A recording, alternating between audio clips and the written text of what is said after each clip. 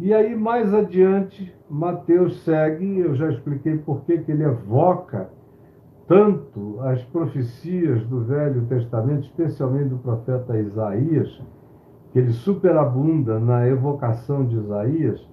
Então, citando Isaías, ele diz: olha, isso aconteceu para que se cumprisse, para que se cumprisse a palavra. E ele cita Isaías: eis que a virgem conceberá e dará à luz um filho, e ele será chamado pelo nome de Emanuel, que quer dizer Deus conosco. Você veja como o anjo diz: ele será chamado, tu lhe darás o nome de Jesus, porque ele salvará o povo dos seus pecados. E em Isaías, Deus falando pelo profeta: a virgem conceberá, e o filho que ela dará à luz será chamado de Emanuel. Você veja como a Escritura não se aferra, não se apega a esses detalhes de literalismo, de letrismo, de filigranas, de palavras, de expressões. A Escritura tem a ver com significados, tem a ver com impactos, tem a ver com impressões, tem a ver com as mesmas significações. As nomenclaturas podem mudar. É isso que, entre outras coisas, esse texto ensina. As nomenclaturas nomeiam menos do que os significados. Você aprenda isso e você vai resolver 1 milhão de conflitos na sua mente daqui para frente, à medida em que você estudar, compreender, quiser entender o Evangelho para você, você vai precisar entender isso, que as expressões e os termos são de uma relatividade enorme, são processos semânticos. Agora, o que importa são os significados. Significado é o que vale. Como Paulo disse, se você se aferrar à letra e você cair nas inerrâncias letristas da Bíblia, primeiro você vai estar ensinando uma mentira, porque a Bíblia está cheia de aspectos mínimos e de filigranas que não são exatamente coerentes umas com as outras, especialmente nas genealogias, quando em algumas delas a gente vê saltos geracionais que em outras delas estão especificados.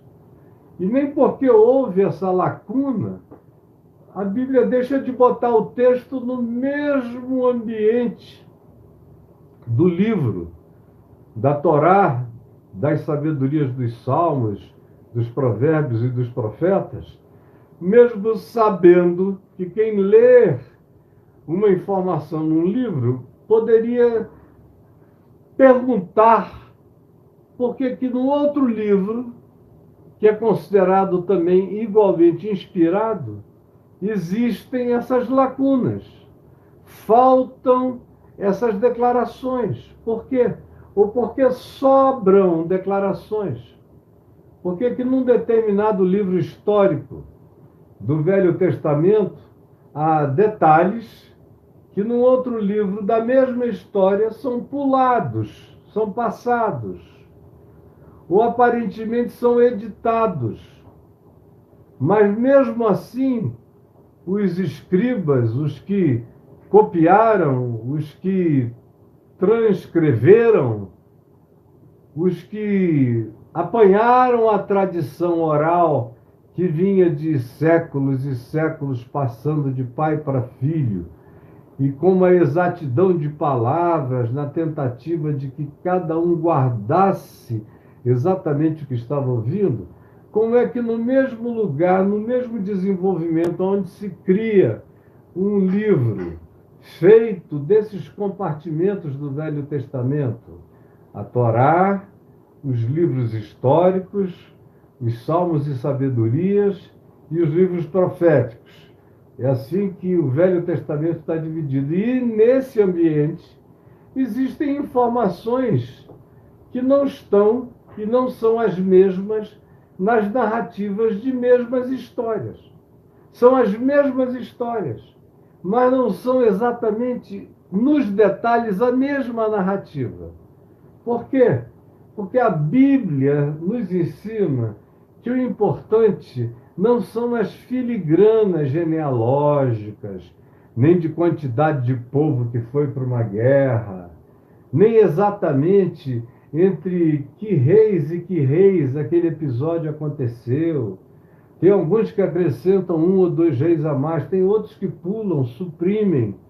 Mas os mesmos leitores não tiveram nenhum problema com isso. Isso estava ainda em processo de ajuntamento, de formação, ou seja, de canonização, e nem por causa disso os que leram essas supostas diferenças, para alguns até supostas discrepâncias, ficaram preocupados com isso, porque eles perceberam que o significado não tinha sido alterado. E aí, nesse sentido, tem várias informações que discrepam em certos aspectos e não significam nada, a não ser a veracidade maior ainda da descrição.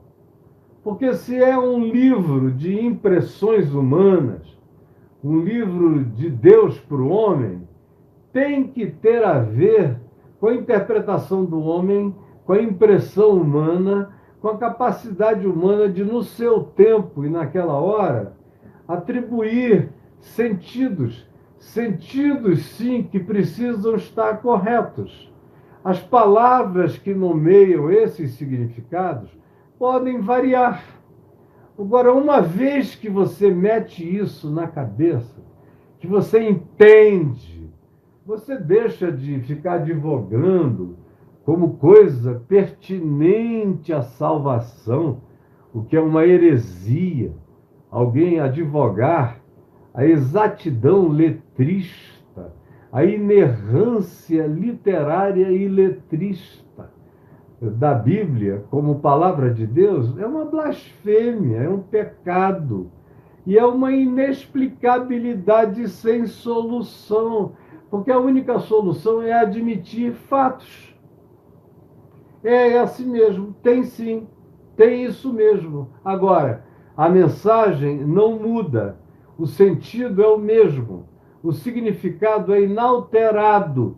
E as pessoas que escreveram sabiam que um livro tinha um determinado modo de apresentar e um outro tinha algo a mais ou algo faltando, mas para eles não houve a tentativa de querer formar um corpo único que evitasse qualquer que fosse a pergunta. Não, para mim essa é uma das maiores provas da inspiração do texto, é o fato de que ela dá essa permissão democrática, a inspiração de Deus no coração de cada pessoa que recebeu essa inspiração. E também é uma validação histórica do que aconteceu, porque vocês já imaginaram, se você reunir a minha família toda, minha mulher, meus filhos, netos, todo mundo, e nós todos virmos uma mesma ocorrência, e depois nós nos separarmos, e cada um de nós, alguns anos depois, escrevermos o que nós vimos e lembramos daquela ocorrência, os nossos textos certamente serão iguais no que diz respeito à definição do que ocorreu, do significado do que ocorreu. Mas certamente haverá variações a partir dos ângulos que cada um viu, o que cada um observou mais, o que chamou atenção. Como é um texto de impressões humanas, o que mais impressionou ao indivíduo, de acordo com sua percepção, com sua cultura, com sua idade, com a sua atenção, com aquilo que formou o extrato da sua cognitividade. Essas coisas todas estão presentes como variação saudável, embora a narrativa e o seu significado absoluto estejam intocáveis apesar disso. Quem entende isso acaba com essa história dos conservadores, do pessoal que cultua letra, que mata. Você veja, por exemplo, os apóstolos, como o próprio Mateus, a propósito do que nós estamos tratando, que eu disse na primeira semana passada, que cita o Velho Testamento, porque esse é o Evangelho, para criar uma relação entre Jesus e a população judaica religiosa de Israel. Você vê como ele evoca esses profetas, ou os salmos, e frequentemente sem nenhum literalismo. Nenhum literalismo. O sentido é aquele. Mas se você procurar a palavra exata, os letrismos, na construção daquele significado, você vai ver que em um ou dois livros do Velho Testamento aquilo estava dito, mas o modo como o apóstolo leu, ou na versão que ele leu, ou com aqueles que o ajudaram a traduzir, nem todos os apóstolos eram versados no hebraico. A maioria deles era versada exclusivamente no aramaico.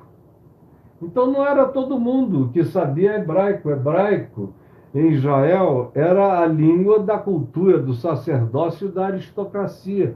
Jesus falava aramaico, a Galiléia falava aramaico, o povo falava aramaico, que era a língua do populesco, do povo.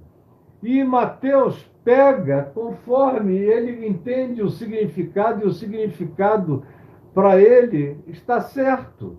Mas como está dito no Velho Testamento e como é trazido para menção no Evangelho, por exemplo, frequentemente tem variações. Mas o sentido não, é o mesmo sentido. Mas acaba com essa história da necessidade de que a Bíblia seja um texto de letras em conjuntos inerrantes nas suas construções. Isso é de uma estupidez, de uma ignorância, de uma burrice e de uma desonestidade intelectual que não tem tamanho, não tem tamanho. Você vê a mesma coisa com Paulo. Paulo é um dos campeões disso. Você vê que ele evoca em algumas das epístolas dele, especialmente salmos. Ele pega o salmo no seu contexto imediato, lá no Velho Testamento, às vezes estava vinculado a um contexto antecedente ou um contexto posterior, vinculado a um episódio histórico já vencido, já realizado. No entanto, havia uma projeção de luz profética que todos os sábios de Israel entenderam que já tinha se cumprido, mas nem todo. Ainda havia pedaços para frente. A profecia bíblica não é monodimensional, ela é multidimensional.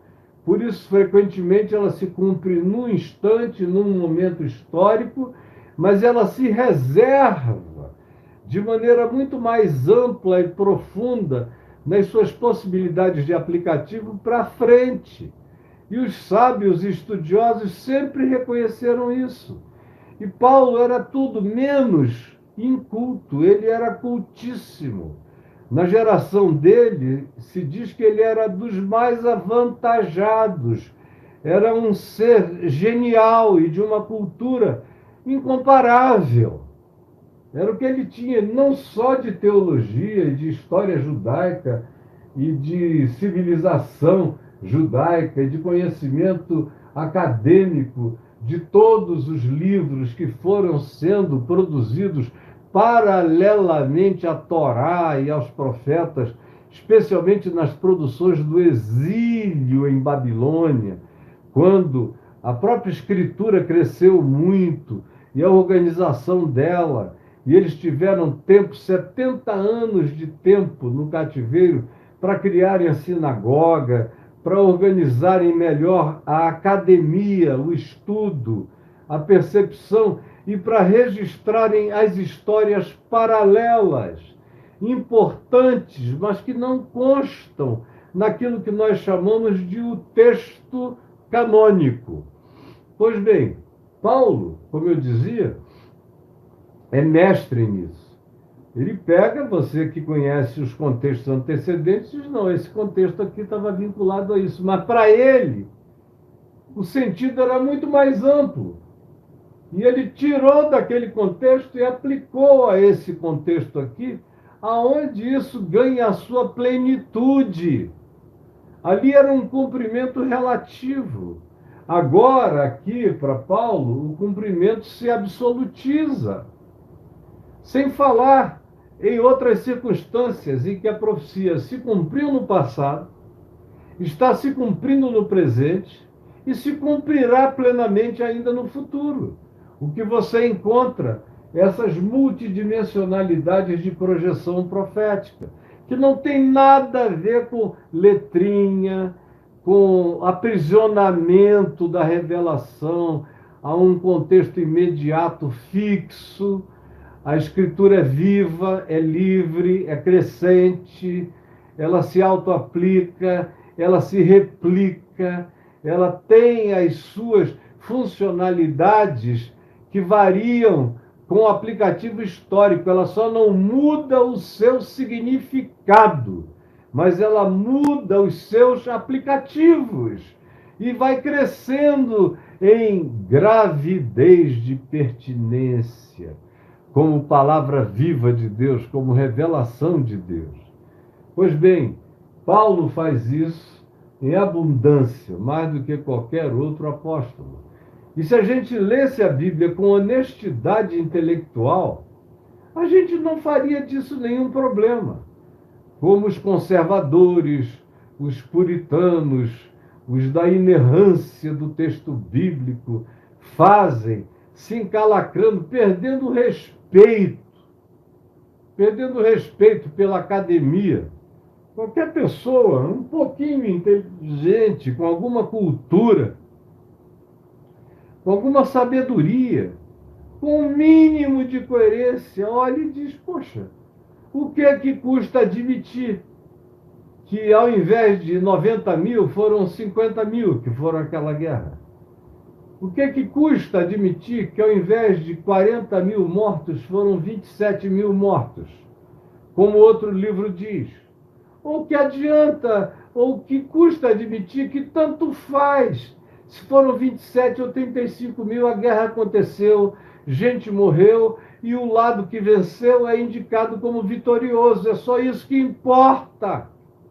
E as lições que dali se tirou, e as decorrências históricas que dali se implicaram. É só isso que importa. O resto é idiotice. O resto é cultuar o livro. Olha, gente, eu amo a Bíblia. Amo tanto que só tive uma. Nesses 50 anos de caminhada de fé e de ministério, minha única Bíblia, minha bichinha. Agora, eu não a idolatro, eu a leio com racionalidade. Eu sei que as pessoas que estão aqui são todas honestas, que os escribas foram honestos, que as narrativas são sinceras e honestas, e que as linguagens são as linguagens possíveis para aquele tempo, para aquela hora, para que isso seja devidamente compreendido, geração após geração. O objetivo da Escritura é se fazer entender, é se fazer compreender. Isso é absolutamente fundamental que seja entendido, porque a mente da gente não fica presa nessa blindagem do ortodoxismo falsificante da grandeza não confinante da palavra viva de Deus, eficaz, que se aplica e reaplica, que cresce, que nunca diminui, que só aumenta nos seus aplicativos, o que dá a você acesso a uma percepção cognitiva, como Paulo desejou que acontecesse com os de Éfeso, os Efésios, quando ele diz: Eu oro para que vocês não fiquem achatados, nem confinados.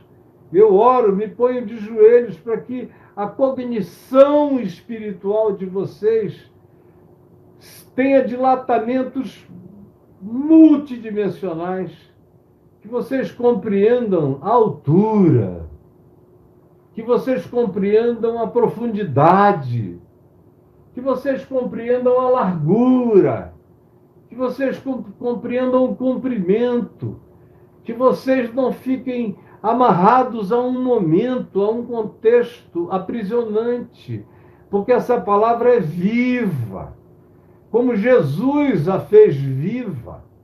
Algumas das citações que Jesus faz do Velho Testamento, se você comparar com o contexto imediato, ele se permitiu a liberdade hermenêutica de aplicar aquela palavra num contexto extremamente mais pertinente do que a Torá, o Pentateuco, os 5 primeiros livros do Velho Testamento fizeram, do que os livros históricos, do que os salmos, do que os profetas, porque é óbvio, ele era aquele em quem a palavra estava se cumprindo. Ele é quem diz: hoje essa palavra se cumpriu em mim. Ou é ele quem diz: bem-aventurados os vossos olhos e os vossos ouvidos, porque vedes e ouvis o que príncipes e reis quiseram ver e ouvir e não ouviram, mas a vós outros é dado conhecer a revelação desse mistério aqui e agora. A minha presença muda o olhar interpretativo de tudo.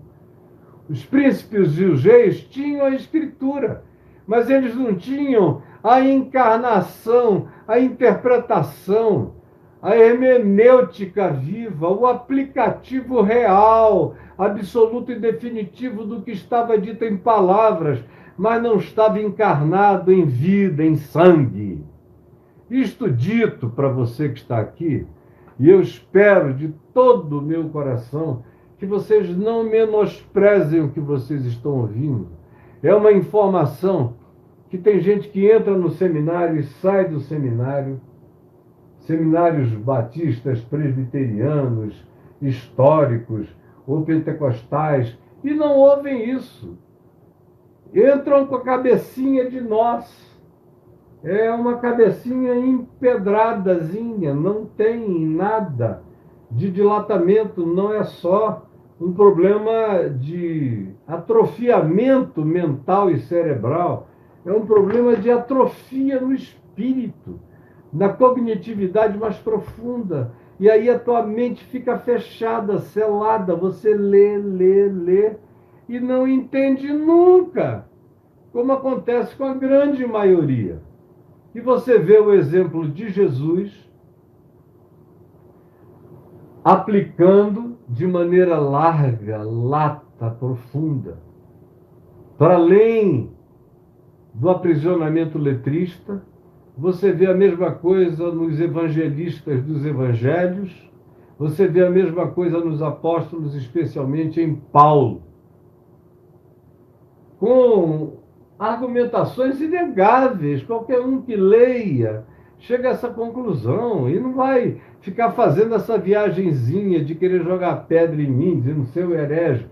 Herege é você. Herege é você. Que eu não quero chamar de burro, de limitado. Não, você pode ter sido só um sujeito condicionado, que passou por uma lavagem cerebral. Quem sabe, estudando física na faculdade, você não aplique os mesmos critérios. Mas na leitura da Bíblia você ficou confinado, engessado, emburrecido. Infelizmente, a palavra final é essa.